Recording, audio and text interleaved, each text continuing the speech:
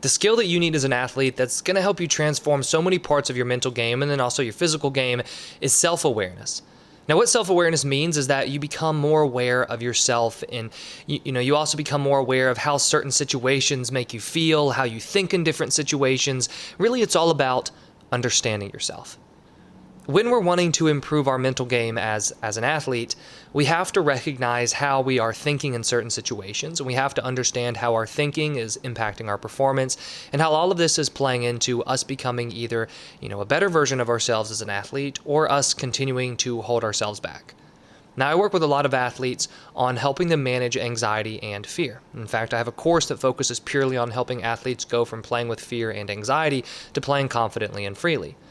And the first part of that course, right, the first module is where we focus on this idea of self-awareness, beginning to recognize how is your thinking driving the anxiety that you play with? How is your focus causing you to become more afraid when you play, and then how that is leading to you being more scared and timid when you play, right? All of that is covered in that first module.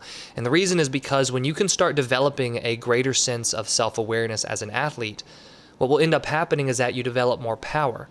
Right? You develop more power because you have all this understanding that you can then use to start changing the way you are thinking and how you're feeling when you play. And so what I want to share with you in this episode is just why this self-awareness is so important, right? How it impacts the anxiety you play with and the fear you play with. And then I also want to give you one simple tip at the end that you can use to strengthen your self-awareness as an athlete. So when we're looking at self-awareness and thinking about how this is impacting our performance and how it's actually going to transform our mental and physical game, what we need to look at is how our thinking, feeling, and our actions are all intertwined.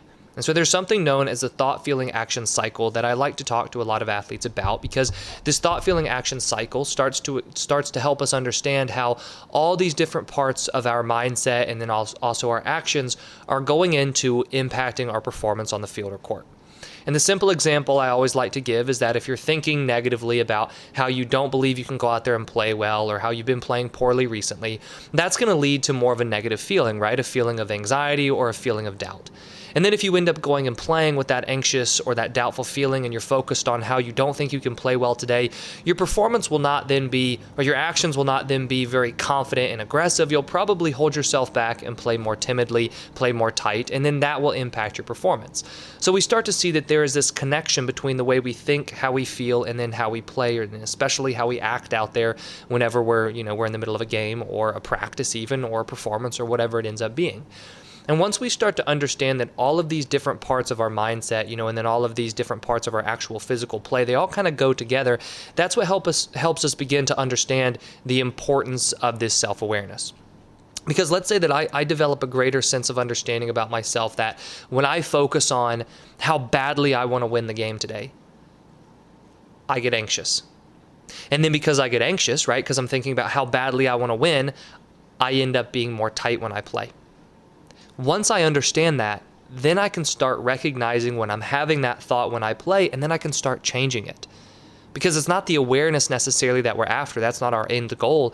Our end goal is being able to change our thinking and change our feeling and actions when we're playing, because that's how we start to change our performance. But it starts and it begins with that awareness of understanding, okay, well, when I focus on how badly I want to win, that actually hurts me.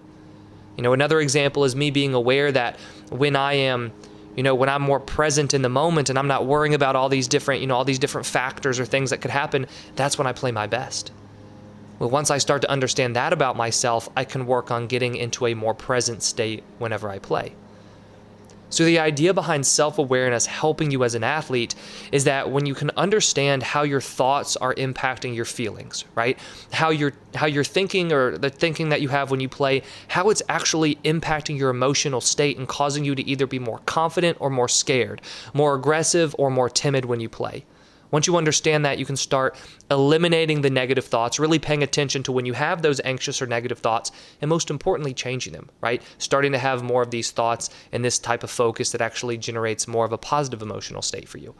You can also use self-awareness to help you understand what is the actual emotional state you want when you play. For example, I work with a lot of players where they need to be having fun, enjoying themselves, and that's when they end up performing their best. Well, it takes awareness for us to understand that they need to be in that emotional state. I also work with other players who perform their best when they're angry. Again, it takes awareness to be able to understand that that's the emotional state they want to play in.